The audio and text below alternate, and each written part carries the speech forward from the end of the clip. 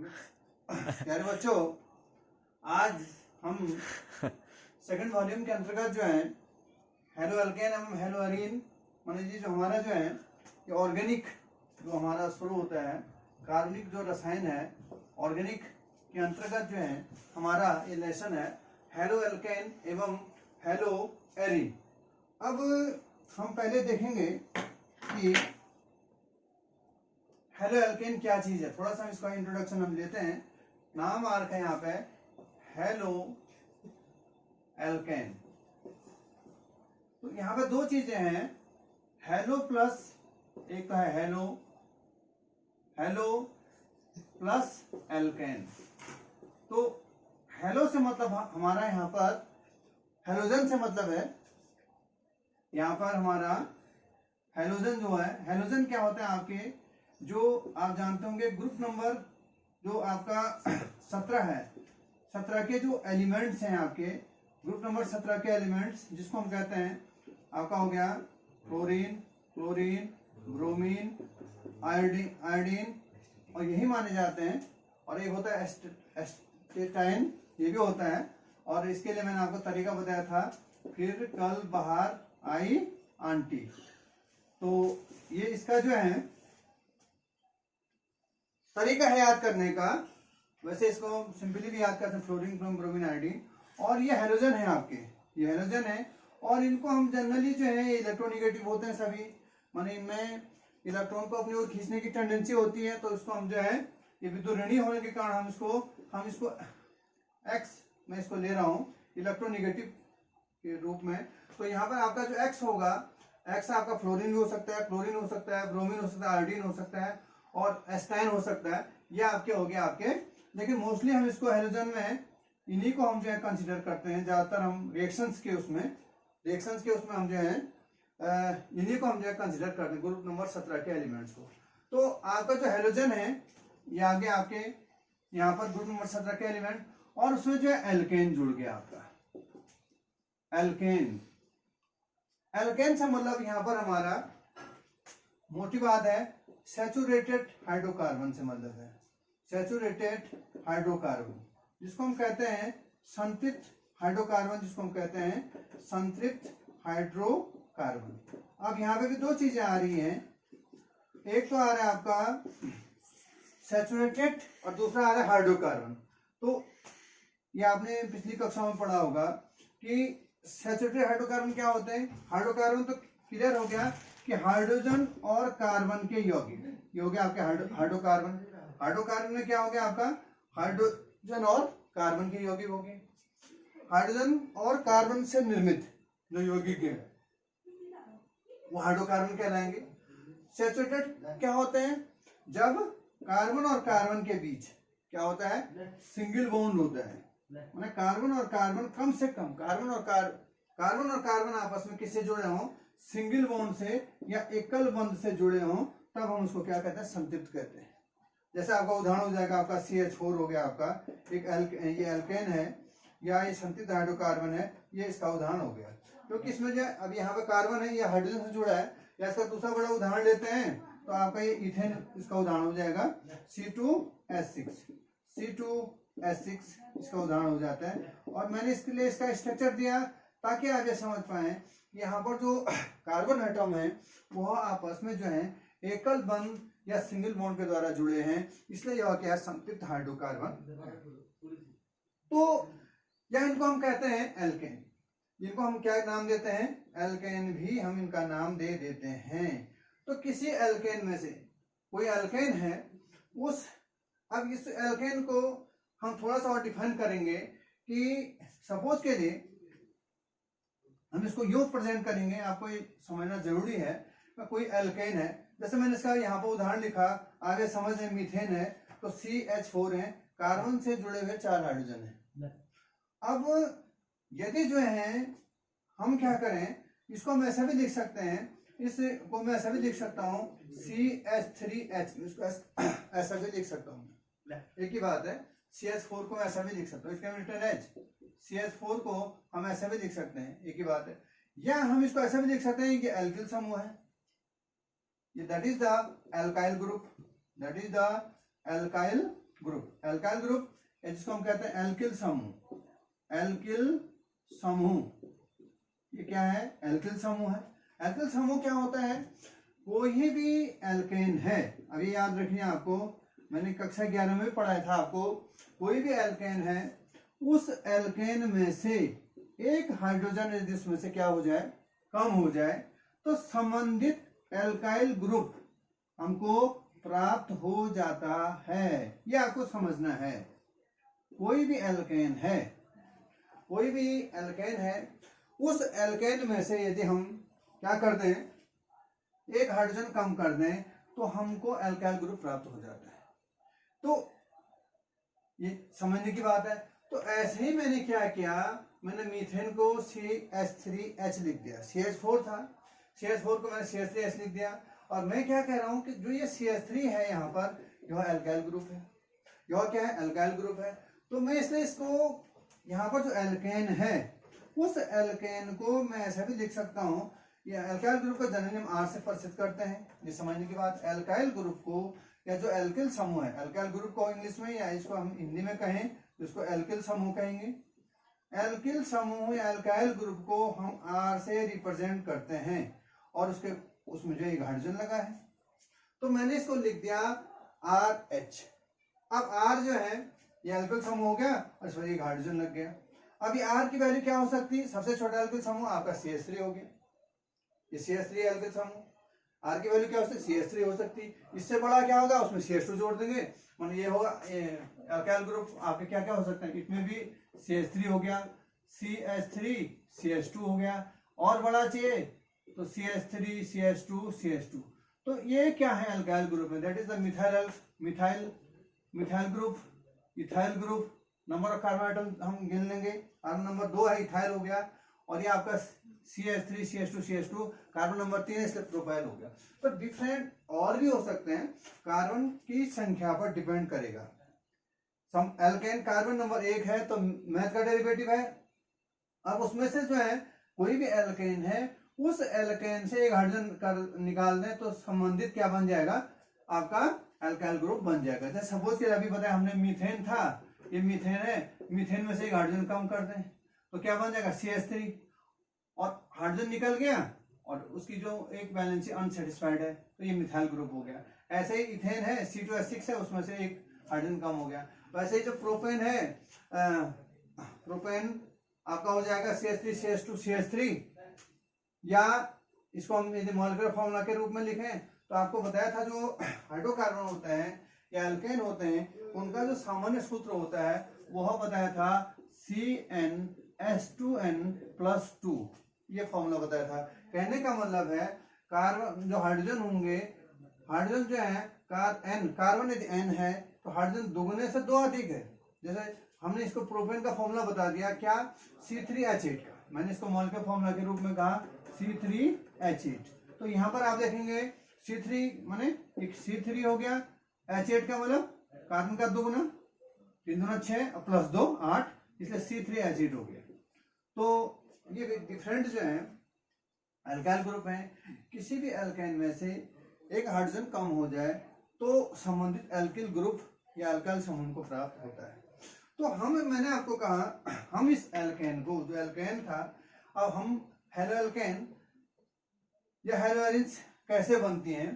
तो हमारे पास जो है यहाँ पर कोई एल्केन है, ये RH है, ये दैट इज एल्केन, और इसमें से यदि हम क्या कर दें, हाइड्रोजन को क्या कर दें, उस हाइड्रोजन को, जो एल्केन में उपस्थित जो हाइड्रोजन है, एक अथवा, अभी तो मैं एक ही की बात कर रहा हूँ, उस एल्केन में एक से अधिक हाइड्रोजन भी हो सकते हैं। यहाँ पे कितने हाइड्रोजन? जैसे मीथेन का केस है, 4 हाइड्रोजन है, एक मैंने अलग लिखा, 3 एक साथ है। तो एक अथवा एक से अधिक हाइड्रोजन को यदि हैलोजन परमाणु के द्वारा, अब वो हैलोजन भी कितने हो सकते हैं? एक भी हो सकता है और एक से अधिक भी हो सकते हैं, के द्वारा यदि प्रतिस्थापित कर दिया जाए, माने एल्केन में उपस्थित एक अथवा एक से अधिक हाइड्रोजन परमाणुओं को एक अथवा एक से अधिक हाइड्रोजन परमाणु के द्वारा यदि क्या कर दिया जाए, प्रतिस्थापित माने हटा दिया जाए, तो क्या बनते हैं हमारे पास? हमारे पास बनते हैं हेलो एल्केन। हेलो एल्केन हमको प्राप्त हो जाते हैं। अब यहाँ पर आर हमारा क्या है, अभी तो मैं अल्किल समूह कह रहा हूं, अब हमारे पास एक एराइल समूह होता है। एराइल समूह क्या होगा आपका, आर की वैल्यू क्या हो सकती है भाई, देखिए एरोमेटिक कंपाउंड का जो जनक है दैट इज अ बेंजीन, ये आपका बेंजीन हो गया, ये बेंजीन हो गया, सब पर हाइड्रोजन लगा है, ये हाइड्रोजन है, दैट इज अ बेंजीन, ये क्या है बेंजीन। बेंजीन में से यदि हम जो है क्या करते हैं, एक हाइड्रोजन को कम कर देते हैं, मतलब आर यहाँ पर आपका अल्काइल ग्रुप भी हो सकता है। अभी तो हेलो एल्केन की परिभाषा बता रहा हूं मैं, अब हेलो एलिन की यदि परिभाषा बताऊं मैं, तो यहाँ पर आर की वैल्यू क्या हो जाएगी, फिनाइल ग्रुप हो जाएगा। फिनाइल ग्रुप क्या होता है, बेंजीन में से जिस प्रकार से जो है एल्केन में से एक हाइड्रोजन कम हो गया तो संबंधित क्या मिल गया, आपका अल्काइल ग्रुप मिल गया। तो उसी प्रकार से बेंजीन में से एक हम जो है हाइड्रोजन को कम कर देते हैं तो हमको क्या ग्रुप मिल जाता है, आपका फिनाइल ग्रुप मिल जाता है, that is the phenyl group. तो फिनाइल ग्रुप क्या हो जाएगा, आपका फिनाइल ग्रुप इस प्रकार का हो जाएगा, that is the phenyl group, hydrogen हमने निकाल दिया। या इसको ऐसा भी लिख सकते हैं फिनाइल ग्रुप को, तो C6H5 और एक वैलेंसी इसकी अनसेटिस्फाइड, तो ये भी हम इसको लिख सकते हैं। तो उसी पर हेलोएरिन कम बनेंगे जब जो है बेंजीन में उपस्थित कोई बेंजीन है, कोई क्या बेंजीन है, बेंजीन में उपस्थित एक अथवा एक हो या एक से अधिक, एक अथवा एक से अधिक हाइड्रोजन परमाणु को, यदि हाइड्रोजन परमाणु एक अथवा एक से अधिक हाइड्रोजन परमाणु के द्वारा क्या कर दिया जाए, प्रतिस्थापित कर दिया जाए, तो क्या बनती है, हेलोएरिन्स बनती है। अर्थात जो एरोमेटिक रिंग है, अर्थात जो बेंजीन है, उस बेंजीन में उपस्थित क्या करते हैं, यदि हम उसके एक अथवा एक से अधिक हाइड्रोजन को क्या करते हैं, रिप्लेस कर देते हैं किसके द्वारा, हाइड्रोजन परमाणु के द्वारा, तब हमको क्या मिलती है, हेलोएरिन बनती है। हेलोएरिन कहने का मतलब है ये आपकी बेंजीन थी, सपोज के लिए हम इसको यहाँ पे लिखना चाहें, आर की वैल्यू हमारे पास ये है आपका, ये फिनाइल ग्रुप है, इस फिनाइल ग्रुप को हम इस प्रकार से भी लिख सकते हैं, that is the benzene, that is the benzene हो गया आपका, ये बेंजीन हो गया, ये एरोमेटिक कंपाउंड है आपका, इसके हाइड्रोजन को हटा दिया गया और उसमें हेलोजन हमने जोड़ दिया गया, हेलोजन जोड़ दिया हमने यहाँ पे। तो हेलोजन जोड़ने से क्या होगा, हाइड्रोजन हट गया, हाइड्रोजन का स्थान हेलोजन ने ले लिया, तो हमको क्या कंपाउंड मिल जाएगा, हमको इस प्रकार से बेंजीन रिंग मिल गई और इस पर जो है क्या लग जाएगा, हमारा हेलोजन लग जाएगा इस प्रकार से, तो ये हेलोएरिन हो गया। कहने का मतलब इस बेंजीन में से बेंजीन के एक अथवा एक से अधिक हाइड्रोजन को जो है एक अथवा एक से अधिक हेलोजन परमाणु के द्वारा प्रतिस्थापित कर दिया जाए तो हमको क्या मिलते हैं, हेलोएरिन मिलती हैं। क्या मिलती हैं, हेलोएरिन्स मिलती हैं। अब जैसे सपोज के लिए इसका उदाहरण हो सकता है, जैसे मैं दोनों के उदाहरण लेता हूं, हेलोएल्केन का उदाहरण लेता हूं। सपोज के लिए मेरे पास मीथेन है, मीथेन ये हो गया आपका CH4, या मैं इसको चाहूं तो मैं ऐसा लिख सकता हूं CH3H, ऐसा भी लिख सकता हूं। इसमें से एक हाइड्रोजन कम कर दें और इसमें हेलोजन जोड़ दें, कहने का मतलब हाइड्रोजन का स्थान हेलोजन परमाणु ले लें, तो हमारा सपोज के लिए हमारा हेलोजन भी क्या है, सपोज के लिए हेलोजन मेरे पास क्या क्या बताया मैंने, हेलोजन आपका क्लोरीन हो सकता है, ब्रोमीन हो सकता है, आयोडीन हो सकता है, अभी बताया था। सपोज के लिए मेरे पास Cl है, ये X की जो वैल्यू है वो Cl है, तो यहाँ पर H की जगह पे कौन आ जाएगा, Cl, मतलब क्लोरीन परमाणु जो है हाइड्रोजन परमाणु को क्या कर देगा, प्रतिस्थापित कर देगा और इसका रिजल्ट हो जाएगा आपका CH3Cl। उसी प्रकार से सपोज के लिए मेरे पास जो हाइड्रोकार्बन है CH3 इस प्रकार का हाइड्रोकार्बन इथेन है, इसमें से एक हाइड्रोजन हम कम कर देते हैं और इसमें एक क्लोरीन परमाणु के द्वारा हाइड्रोजन को प्रसार कर दिया जाता है, तो हमारे पास कंपाउंड क्या बचेगा, CH3, इसका एक हाइड्रोजन कम हो गया, चाहे इसका हो गया चाहे इसका हो गया, CH3 CH2Cl, इस प्रकार ये बन गया। ये आपका क्योंकि मिथाइल ग्रुप है और उसमें Cl लगा तो मिथाइल क्लोराइड, ये इथाइल ग्रुप है इथाइल क्लोराइड, ये इसके या सामान्य नाम होंगे। तो ये था, उसी प्रकार से यहाँ पर सपोज के लिए हमारे पास बेंजीन है और ये बेंजीन है, सपोज के लिए ये हमारे पास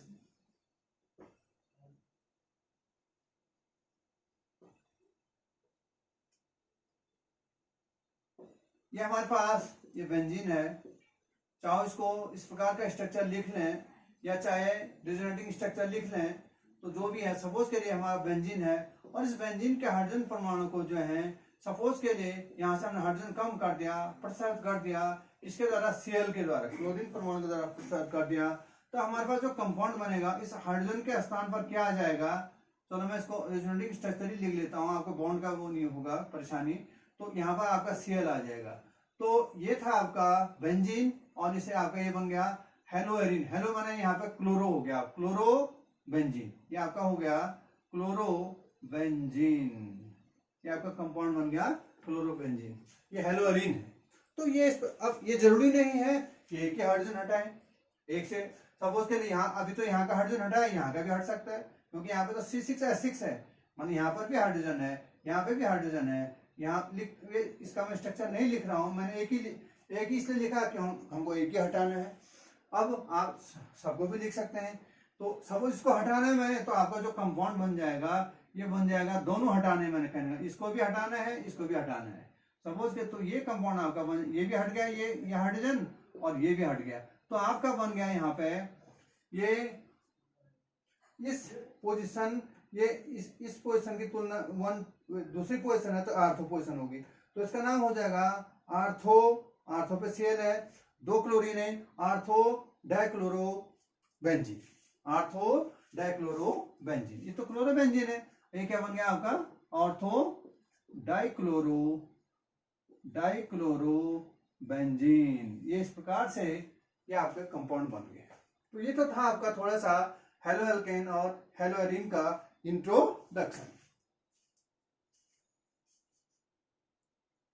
अब हम थोड़ा सा इनका क्लासिफिकेशन, हेलो एल्केन और हेलोएरिन का जो है हम क्लासिफिकेशन करते हैं, हम इनको क्लासिफाई कर लेते हैं। क्लासिफिकेशन हेलो एल्केन का हम लेते हैं, दोनों को हम साथ देते हैं, हेलो एल्केन और हेलो एल्केन। नंबर 1 जो क्लासिफिकेशन का बेसिस है, बेस होता है आपका बेसिस ऑफ क्लासिफिकेशन, क्लासिफिकेशन का आपका क्या बेस है, कोई ना बेस होगा ना, उसी के आधार पर हम क्या करेंगे, इन हेलो एल्केन और हेलोएरिन को जो है क्या करेंगे, क्लासिफाई करेंगे, वर्गीकरण कर पाएंगे।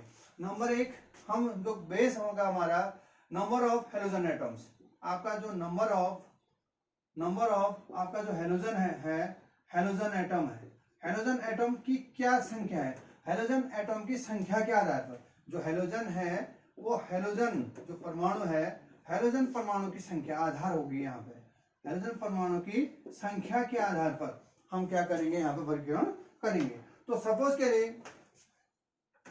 इनकी संख्या, एक हेलोजन है, 2 है, 3 है, तो इनको इस प्रकार से, एक है मोनो हेलो, अब एल्केन के केस में हम ले रहे हैं मोनो हम कह सकते हैं डाई हेलो, मोनो हेलो, और इसका अलावा जो है डाई, ट्राई, और इससे ज्यादा है पॉली हेलो भी कह सकते हैं हम, पॉली हेलो, ये हो गया आपका एल्केन।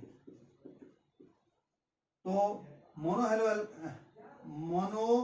हेलो हम हेलो एल्केन की बात करें, mono halo alkane, die halo alkane and poly halo alkane. माने मोनो हेलो एल्केन का मतलब कि ऐसे एल्केन जिनमें क्या हो, एक ही हेलोजन परमाणु, जैसे सपोज के लिए आपका CH2X हो गया, जैसे ये हो गया आपका, यहाँ पे हेलोजन परमाणु की संख्या कितनी है, केवल 1 है। अब सपोज के लिए इस प्रकार का कंपाउंड लेते हैं CH2X एंड CH2X, ये आपका हो गया आपका डाई हेलो एल्केन, क्योंकि यहाँ पे क्या है, 2 हेलोजन है, कार्बन नंबर 1 पे भी है, कार्बन नंबर 2 पे भी है, तो डाई हेलो एल्केन है। और पॉली में क्या हो जाएगा, बहुत से, ये 2 से अधिक हो जाएंगे। सपोज जैसे हमारे पास रिजल्ट है CH2X, CHX एंड CH2X, तो यहाँ पर आप देख रहे होंगे हमारे पास ये CH2X, CHX and CH2X, poly hello, poly माने बहुत से हैं, 2 से अधिक हैं, तो ये हमारे पास लग रहा है कि ये पॉली हेलो एल्केन है। इसका उदाहरण हो जाएगा, सपोज के लिए यहाँ पर अब उदाहरण लिखते हैं, ये तो जनरल रिप्रेजेंटेशन था, इसका उदाहरण हो जाएगा, सपोज के लिए इसका उदाहरण आपको लिखना है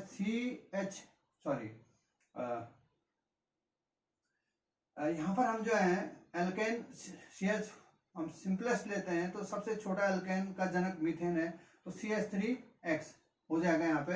तो ये हो गया आपका, जैसे सपोज के लिए या इसको हम दूसरे रूप में RCH2X भी कह सकते हैं, लेकिन मैं इसको सिंपली कह रहा हूँ यहाँ पे। सपोज कि इसका उदाहरण हो गया आपका CH4 था, एक हाइड्रोजन कहूँगा CH3Cl, इसका उदाहरण हो जाएगा। इससे बड़ा मेंबर चाहिए आपको, तो इसका उदाहरण हो जाएगा CH3CH2 जोड़ देंगे, CH3CH2Cl, इस प्रकार से और बड़ा मेंबर बढ़ते जाएगा।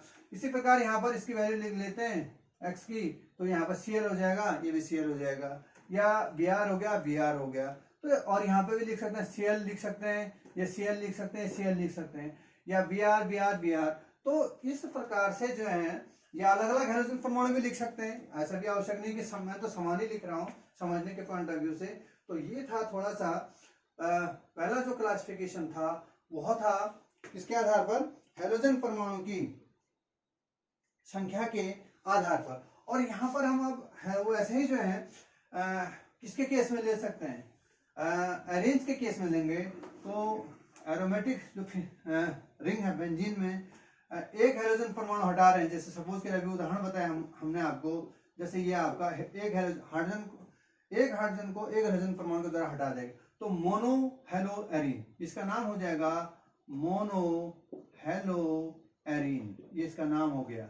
और दो हाइड्रोजन परमाणु भी हटाए जा सकते हैं, तो जैसे इसका नाम अभी बताया था मैंने, जैसे इसका ये हो गया आपका ClCl, तो क्या नाम हो जाएगा, डाइहेलो एरीन, डाइहेलो एरीन। और ऐसा भी हो सकता है एक से दो से अधिक, ये होगा आपका पॉलीहेलो एरीन, पॉली का मतलब बहुत से हो गए, 1 2 3 1 2 3 1 2 3 ट्राइक्लोरोबेंजीन, ये भी इसका उदाहरण हो गया। तो इस प्रकार से कहने का मतलब है ये हाइड्रोजन परमाणु की जो संख्या है, उस संख्या के आधार पर जो है हम क्या कर रहे हैं यहाँ पर इनको जो है ये हेलो एल्केन और हेलो एरीन को क्या कर रहे हैं, क्लासिफाई कर रहे हैं। दूसरा जो वर्गीकरण है, उस वर्गीकरण में जो है हम लेते हैं जो कार्बन है जिस पर कि हैलोजन लगा है, कार्बन है और ऐसा कार्बन जिस पर कि हैलोजन लगा हो, उस कार्बन में कौन सा हाइब्रिडाइजेशन है। सपोज के लिए माने जो ये कार्बन है और उस कार्बन पर हैलोजन लगा है, ये हैलोजन परमाणु कुछ भी हो सकता है, हैलोजन X में भी यहाँ पे आपका Cl हो सकता है, इट में भी Br, इट में भी I, और इट में भी F भी हो सकता है, फ्लोरीन भी हो सकता है, तो हैलोजन कोई भी हो सकता है। अब जो ये कार्बन है, इस कार्बन में जो हाइब्रिडाइजेशन है, संकरण, हाइब्रिडाइजेशन, हमने आपको बताया था कक्षा 11 में, संकरण, ये संकरण कौन सा है इसमें, इस संकरण के आधार पर माने जो कार्बन है, जो हैलोजन परमाणु है, वह हैलोजन परमाणु जिस कार्बन पर चिपका है, जिस कार्बन पर अटैच है, उस कार्बन पर कौन सा संकरण है, उस संकरण के आधार पर। कहने का मतलब हमारा जो बेस है दैट इज हाइब्रिडाइजेशन। अब हम हाइब्रिडाइजेशन को बेस मान रहे हैं, हाइब्रिडाइजेशन या संकरण को हम बेस मान रहे हैं, ये संकरण हमारे पास है ना, दूसरा बेस क्लासिफिकेशन का। तो अब यहाँ पर भी संकरण भी बहुत से प्रकार का हो सकता है। यदि हम यहाँ पर पहला जो क्लासिफिकेशन ले रहे हैं वो ले रहे हैं CX, और यदि ये कार्बन जो है sp3 हाइब्रिडाइज है, हाइब्रिडाइज कहने का मतलब है यह कार्बन क्या है, मान sp3 हाइब्रिडाइजेशन है इसमें। जैसा आपने इसका उदाहरण देखा होगा, आपका CH4 एक इसमें जो है क्या होता है, ये जो कार्बन है वो क्या CH4 में sp3 हाइब्रिडाइज पाया जाता है। तो यदि ये कार्बन sp3 हाइब्रिडाइज है और इस कार्बन के एक हाइड्रोजन को, जो कि sp3 हाइब्रिडाइज है, उसके एक हाइड्रोजन को हैलोजन परमाणु के द्वारा क्या कर दिया गया हो, प्रतिस्थापित किया गया हो, तो इस प्रकार का एक माने इस प्रकार के जो हेलो एल्केन है और हेलो एरीन है, हम यहाँ पर अभी हेलो एरीन की बात नहीं कर रहे, हेलो एल्केन की बात कर रहे हैं, जिनमें क्या हो, कार्बन में sp3 हाइब्रिडाइजेशन हो, ऐसे एल्केन की हम बात कर रहे हैं जिसमें क्या हो जिसमें sp3 हाइब्रिडाइजेशन। तो इसको जो है सपोज के लिए यही मैं उदाहरण लेता हूं तो आपका CH3Cl हो जाएगा, और ये कार्बन यहाँ पे क्या हो जाएगा, मैं इसको ऐसे लिख सकता हूँ Cl, और ये आपका sp3 हाइब्रिडाइज हो गया। तो sp3 हाइब्रिडाइज कार्बन जिस पर कि हेलोजन क्या हो लगा हो, तो इसके उदाहरण हो जाते हैं आपके यहाँ पे आते हैं आपके ये जो अल्काइल हैलाइड है, अल्काइल हैलाइड क्यों करें इनको, जो हेलो एल्केन है, हेलो एल्केन कब बना, एल्केन के एक अथवा एक से अधिक हाइड्रोजन को एक अथवा एक से अधिक हाइड्रोजन परमाणु द्वारा हटा दिया जाए तो हेलो एल्केन बन गया। या इनका दूसरा नाम है अल्काइल हैलाइड, सामान्य जो नाम है इनका है अल्काइल हैलाइड। ये सामान्य, ये तो आपका आईपीएसी नाम है, दैट इज आईपीएसी नेम ये वाला, और ये आपका जो है कॉमन नेम, आपका जो आपका कॉमन नेम है ये आपका अल्काइल हैलाइड है। तो यहाँ पर अल्काइल का मतलब उसमें कौन सा अल्काइल ग्रुप है और उससे संबंधित उसमें कौन सा हेलोजन लगा है। जैसे सपोज के लिए मैं लिखता हूं CH3Cl, या मैं इसको ऐसा भी लिख सकता हूं, इसमें जो है या इसको हम जनरल ऐसा भी लिख सकते हैं जैसे CH3CH2Cl, ऐसा भी लिख सकते हैं, मतलब कार्बन नंबर बढ़ा दिया मैंने। तो इन जनरल इसको हम लिख सकते हैं RCH2X, मतलब मैंने क्या किया, ये R इसको मैंने अल्काइल ग्रुप समझ लिया और इसको हमने क्या कर दिया CH2X इन जनरल। तो RCH2X एक अल्किल हैलाइड हो गए जिनमें क्या पाया जाता है, ऐसे अल्किल हैलाइड जिनमें CH2X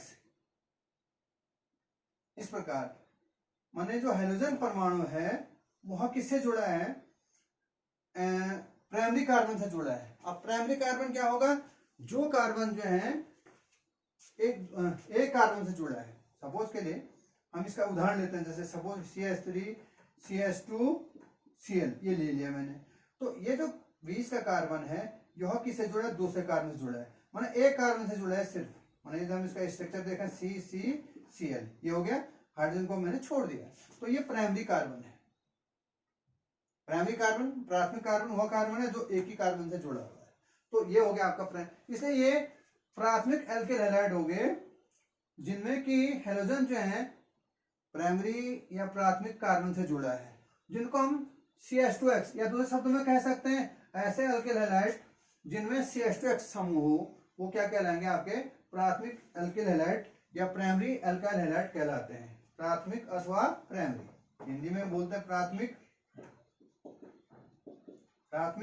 और इनको कहते हैं हम प्राइमरी अल्काइल हैलाइड, दोनों में आ जाएगा अल्काइल हैलाइड, ये हो गया। तो प्राथमिक एल्काइल, अब एक होते हैं प्राथमिक एल्काइल हैलाइड का उदाहरण क्या क्या हो जाएगा, CH3Cl हो गया, CH3CH2Cl हो गया, और इसमें क्या होगा, आप बढ़ाते रहो CH2, उसका उदाहरण होता रहेगा। Cl का यदि हम क्या R की जगह पे हम कोई भी एल्काइल समूह ले लेंगे, सबसे छोटा एल्काइल समूह CH3 और उससे बढ़ के CH3CH2 बढ़ाते रहेंगे, और X में आपका कुछ भी हेलोजन ले सकते हैं। उसी प्रकार से हमारे पास अब क्या है, secondary alkyl halide, secondary alkyl halide, ये क्या होते हैं, जिन ऐसे एल्किल हैलाइड होते हैं हमारे पास इस प्रकार के उदाहरण भी हैं, जैसे CH3CH3CHCl, एक कंपाउंड का नाम लिखा मैंने, इसका नाम है आइसोप्रोपाइल क्लोराइड, इसका नाम है आइसोप्रोपाइल क्लोराइड। बताया था आपको, जहाँ पे 2 CH3 होते हैं वहां पर हम इसको आइसो से रिप्रेजेंट करते हैं, ये कॉमन नेम हम लिख रहे हैं। तो CH3 आइसो प्रोपाइल कहा कार्बन नंबर 3 होने से, क्लोराइड Cl की वजह से, तो आइसो प्रोपाइल क्लोराइड, या हम इसको इन जनरल लिखना चाहिए जनरल, तो CH3 R एल्किल समूह है, दूसरा एल्किल समूह है R डैश कर लेते हैं, और ये हो गया आपका CH, और इन जनरल हेलोजन को हमने CHX लिखते हैं।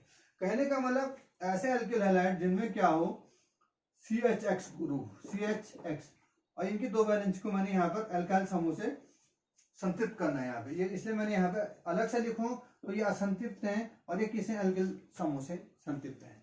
तो ये CHX हो गया। अर्थात ऐसे अल्किल हैलाइड जिनमें क्या हो CHX समूह हो, ये क्या कहलाएंगे आपके द्वितीयक अल्किल हैलाइड या सेकेंडरी, इसको हम कहते हैं द्वितीयक अल्किल हैलाइड या द्वितीयक अल्किल हैलाइड कहें, या इसको हम सेकेंडरी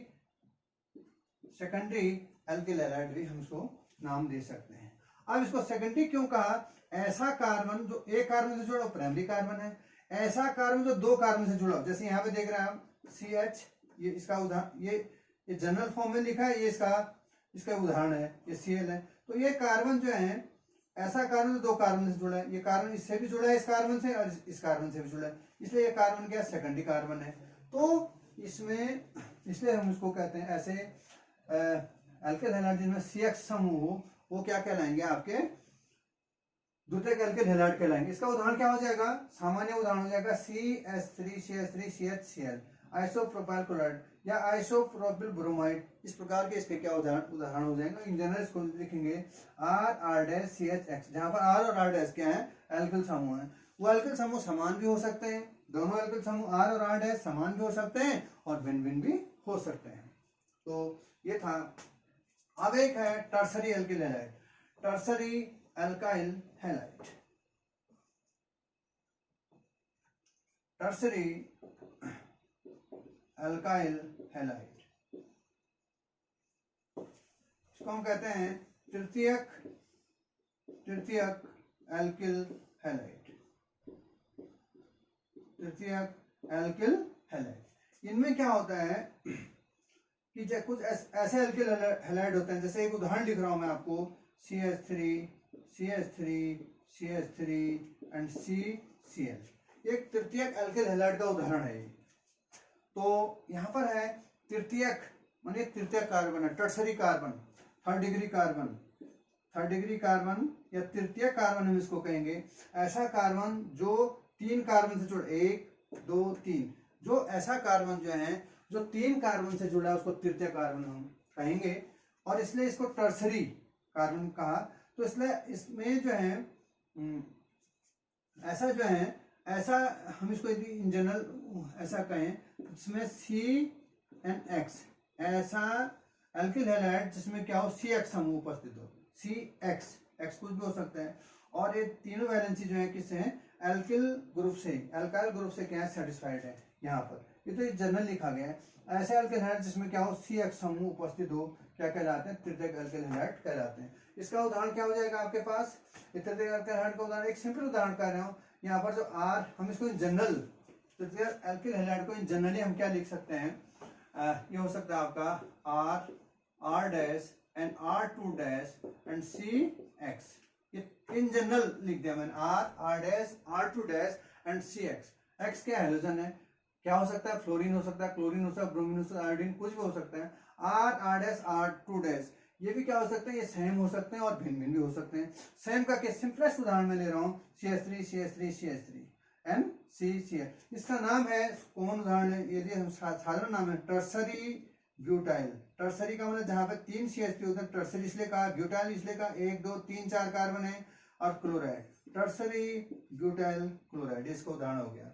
हिंदी में भी लिखे, चाहे हिंदी में भी ऐसा ही लिखेंगे, टर्सरी ब्यूटिल क्लोराइड, इसका हम नाम लिख लेते हैं। तो ये इसका उदाहरण हो गया। ये अलग अलग भी हो सकते हैं, यहाँ ये C2H5 भी हो सकता है, ये CH3 भी रह सकते हैं। तो इसलिए तीनों एक जैसा ग्रुप है, तो टर्सरी ब्यूटाइल इसलिए कहा कि क्योंकि 3 CH3 एक जैसे समूह है, टोटल कार्बन 4 है, टर्सरी ब्यूटिल क्लोराइड हो गई, और इसको CX से प्रसिद्ध करते हैं। ऐसे अल्किल हैलाइड जिनमें CX समूह उपस्थित है, इसका उदाहरण क्या हो गया आपका? टर्सरी ब्यूटिल क्लोराइड हो गया। तो ये था पहला वर्गीकरण, जिसमें कि क्या है, कार्बन जो है क्या होता है, कार्बन sp3 हाइब्रिडाइज है। किसके केस में? ये हमने आपको बताया किसे, हेलोअल्केन का केस है, हेलोअल्केन के केस में।